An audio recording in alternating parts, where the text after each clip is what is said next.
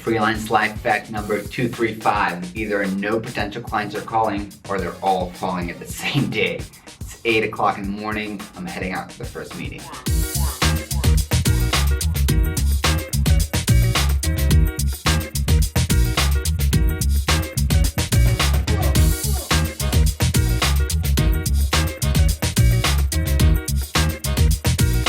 All right, done with meeting number 1. Time for second meeting, a phone call.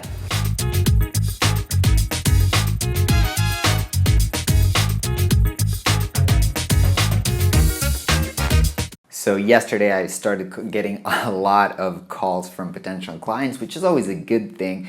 But since I'm flying to Switzerland on a client project tomorrow, I have to handle all of the kind of interview and first meetings today. So today actually became kind of like a stressful day because I also got the work that I actually have to do today. But I want to kind of share with you a little bit about how I handle the first meeting. And the first meeting with a client is a little bit of interview. You're interviewing them to know if you want to work with them, but it's obviously kind of a sales. You're selling yourself, so it's actually a sales meeting. I know not a lot of you think about it this way, but that's what it actually is. And so if you kind of know my philosophy or what I believe in how to get clients to work with you, so you need to get them to know you, like you, and trust you. So obviously they know you because they reached out to you. At least that would happen. In my case, they reached out to me. Both of them were referred to me by people who I actually don't know that good. One of them was referred to me by a husband of a girl that went to design school with me.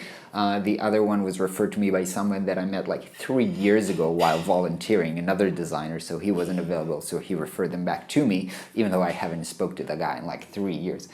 So they know me, we got that part figured out. Now I need them to like me and trust me in order for them to want to work with me. So how do I get to do that? So for the first meeting, I met with a guy for coffee, and just when we started out, it was just like meeting for the first time. So hey, where are you coming from? Where do you live? And turned out that we were living kind of next to each other, and start talking about the kids or why we moved into a neighborhood. So not completely non-related to the work that we're about to do together. Just kind of like, I don't know if you call this small talk, but that's just like getting to know the personality of the person that you're working with and finding kind of common grounds.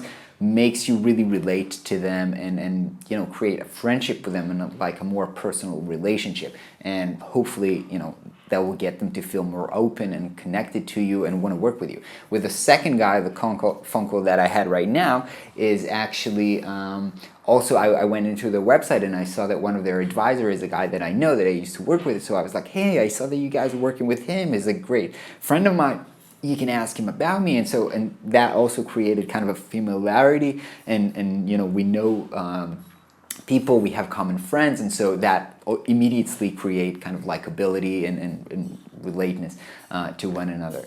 The third thing is how do you actually create trust? That usually happens by me sharing stories with them about other clients in perhaps project that I did in related or similar industries.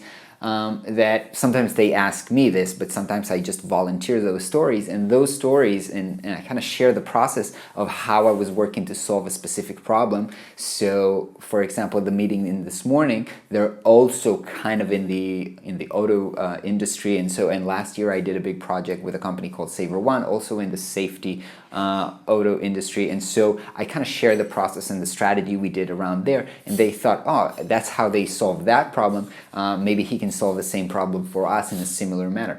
With the second call that I had afterwards, actually, he already asked me when reaching out to me if I had a previous experience with VCs and B2B companies and financial industries, and I actually sent him the YouTube videos, link for YouTube videos for the case studies that I did for some of my past clients that I've shared on this channel. And now when we had this call, he said, "Oh, I already feel like I know you because I saw those case studies, and those actually sending him the YouTube videos both helped me to kind of convey my personality so he will like me, and also build trust because he saw how I'm thinking, that I have clients in a related space, and so that turned out pretty helpful. Actually, for both of them, the first client also went to my website and saw that I have a YouTube channel and was really impressed by me doing a YouTube every day for 2 years. And so in those cases, I feel like it's the first time after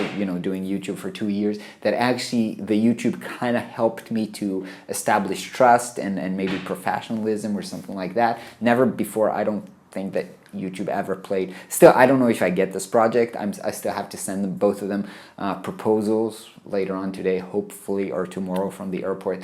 I'm gonna try to send them both proposals. So, but they're both interesting companies, and I think I would love to work with them. And so I don't know that I got the project, but there is still obviously the matter of money and timetables and stuff like that, because I won't be available for now 2 weeks.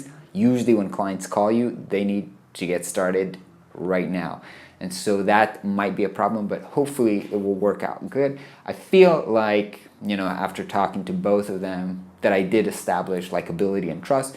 So on my end, at least, it was successful. Now I'll have to send a successful proposal to them.